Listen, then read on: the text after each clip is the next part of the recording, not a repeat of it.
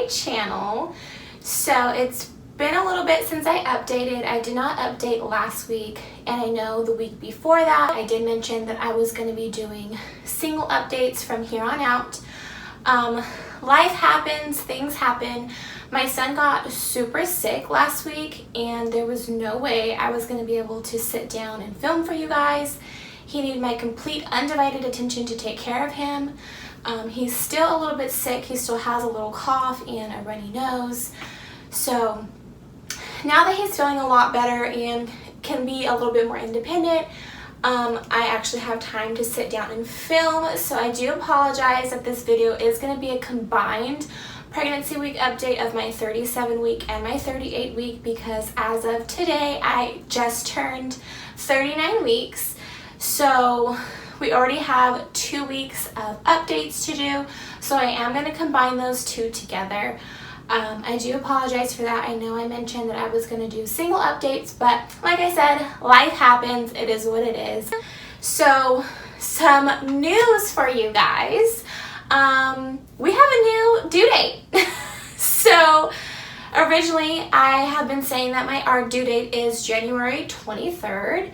And come to find out, our due date is actually January 29th. So that is next week. So that's some exciting news, having a new due date. Somewhere along the lines, us and the nurses and the doctor all got confused.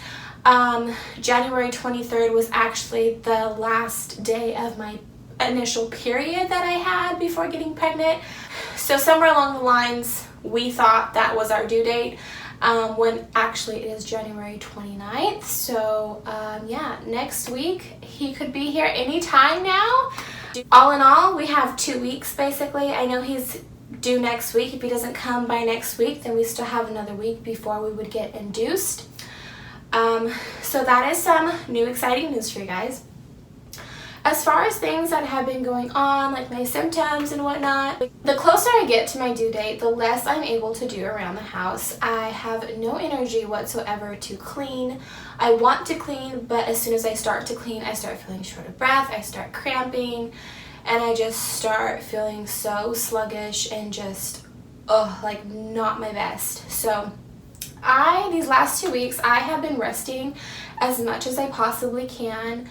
I am very grateful to my husband for helping me out with cleaning and tidying a little bit on the weekends and doing the laundry for me. I have just been resting as much as possible. Another symptom that I got in my 37 week was butt pain. I got like this shooting pain straight to my butt, and it was just the weirdest thing. But apparently it's normal during pregnancy. I only got it for that one day, but I definitely was just resting in bed all day that day because it definitely hurt and felt a little bit weird. But it's normal, and I haven't gotten it since, so thank goodness for that. Other symptoms I have been experiencing is back pain. I have been having a lot of back pain. I have been using my heating pad a lot more than usual lately, and I've been taking lots of Epsom salt bubble baths to help the pains and the aches in my body, which have definitely helped a lot. And even taking like a nice warm hot shower with the water on my back feels really good too. So I just think that the closer that I'm getting to him being here, the more my back is aching. So that's another symptom. And another symptom I've been having is pelvic pressure, which we just had a doctor appointment a couple days ago, and my doctor said that is totally normal. I usually get it in the mornings when I wake up. I just feel so much pressure in my pelvic area, and it's hard to walk. I start like cramping, and I swear I'm walking like a freaking turtle down the hallway just to get to the living room. But she said that it is normal when you wake up first thing in the morning, that you get all that pressure straight to your pelvic because you were laying down for so long, and your baby is, you know, resting in your stomach laying down, and then you get up and all this weight is just, you know, put on your pelvic area. So that is why I have been experiencing that. That's pretty much all the symptoms that I have been having. As far as my cravings have been going, I feel like I'm going right back to the start. When I first got pregnant, I was craving nothing but salty and Mexican food, and that is definitely starting to come back. I know that I went from salty Mexican to like the half of my second trimester to like wanting sweet stuff, and now that we're at the end of my third trimester, I am going right back to salty Mexican food. I swear, like fajitas and rice and tacos and taquitos and burritos and like salsa and chips just sound so good right now. Like a bowl of salsa and chips sound amazing, like authentic Mexican restaurant salsa though, not like jarred salsa or anything like that.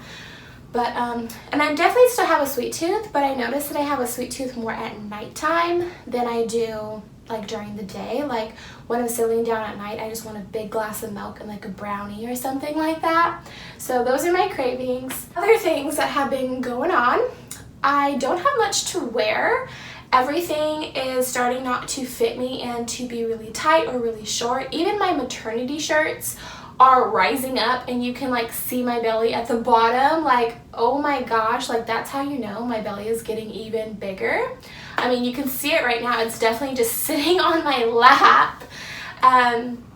So I don't have much to wear. I have literally just been living in pajama bottoms, like pajama sweats, yoga pants, pajama shorts. Like that's pretty much what I've been living in around the house. It's definitely a lot harder when we do go out what to wear, what to put on, because I don't have much. I feel like I'm always wearing the same things, but it's fine. There's no reason for me to go out and buy more clothes when he's about to be here.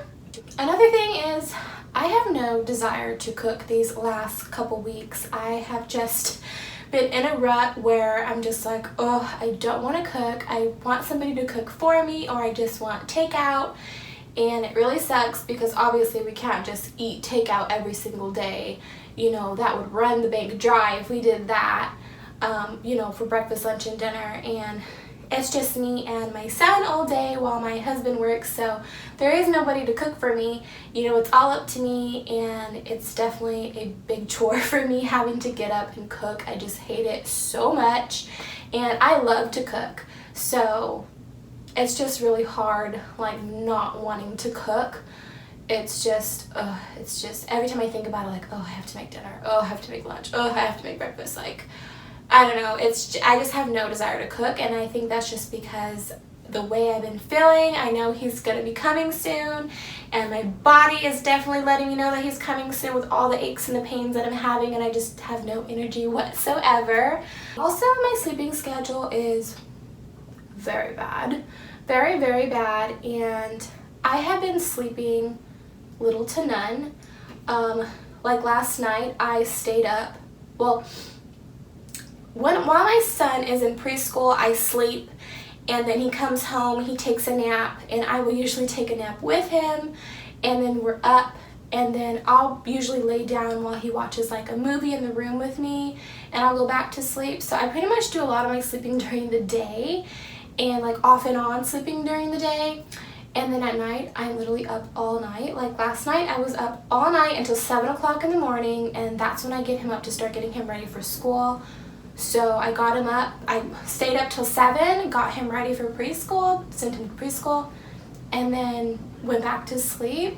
So that's kind of been my sleeping schedule lately. Last night was the first night that I stayed up all the way till 7 o'clock. Usually I get about an hour to 2 hours of sleep before I have to get up at 7, but last night I just could not sleep for the life of me, and I think it's just all the anxiety running through me, knowing that I'm about to have this baby, and just knowing that labor is right around the corner and that it's coming. I think it's just giving me a lot of anxiety and insomnia to where I just can't sleep. And to be honest, I wish that he was just here already, and I just want to get it over with because I'm tired of thinking about it. I'm tired of my thoughts running wild up there. So that's another symptom. At 37 weeks, I had a doctor appointment, and she checked me to see if I was dilated, and I was ½ centimeter dilated. And then at 38 weeks, we had another doctor appointment, and she checked me, and I was 1 centimeter dilated. And we will be seen again next week, so we will see if I am dilated anymore or if I have him before this doctor appointment. Our doctor appointment is actually the day before his due date, so we will see. I will keep you guys updated. Me and my husband also went on a tour of our hospital, so that was really nice, and it was actually really comforting to me knowing how everything looks, knowing all the features in the hospital, knowing, you know, how everything happens at the hospital that we're going to be going to and everything that they offer.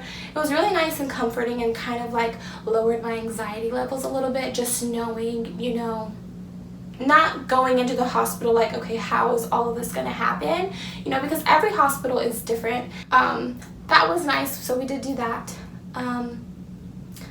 We only have 7 days until his due date. Oh my gosh, I can't believe we're already here. This is so crazy, and like, I know I have been saying from the beginning that I feel like this pregnancy is going by way too fast, but I feel within these last 2 to 3 weeks that they have definitely just flown right on by without me even knowing or realizing, and it's just been so crazy to me. So his due date is the 29th. My husband and I have both not put bets in, but kind of like guessed when we think he's gonna come. So my husband thinks that he's gonna come on the 28th, the day before his due date, and I think that he's gonna come on the 31st or February 1st, but we will see. So we have 1 week left to go until his due date, and if he still doesn't come by then my doctor said she will give us 1 more week to see if he comes, and if not, then we will be induced. So we will see. Hopefully the next time I see you guys, he will already be here. If not, then you might get another pregnancy update from me, so I don't know, we will see. Also, some fun facts. At 37 weeks, he was the size of a bunch of Swiss chard. I didn't even know what that was, but on the pregnancy app that I have, it does show pictures of the fruit or vegetables. So if you don't know what Swiss chard is, like I didn't, go ahead and look that up. So he was the size of that at 37 weeks. And then at 38 weeks, he was the size of a leek. So a leek is kind of like a green onion, a little bit different, but yeah, so there is that. We also have an ultrasound coming up at our next doctor appointment, so hopefully I'll be able to fill you guys in on how many pounds he is and all that good stuff, and be able to show you guys some pictures hopefully. So now I'm going to go ahead and show you guys my baby bump. Here we have it from the front, this side, this side, and then with my shirt up, here we are from the front, this side, and then this side. Definitely getting a lot bigger. As you can see, I have like a watermelon in here going on. But yeah, that pretty much sums up my 37 and 38 week update. I really hope that you guys enjoyed this video. Hopefully I will be able to see you guys for a 39 week pregnancy update. If not, then our next video will be introducing our little Brody here. So thank you guys so much for watching. If you like this video, please give it a thumbs up. And if you haven't already, please subscribe to my channel. I would love to have you guys, and I will see you guys in my next video. So, yeah.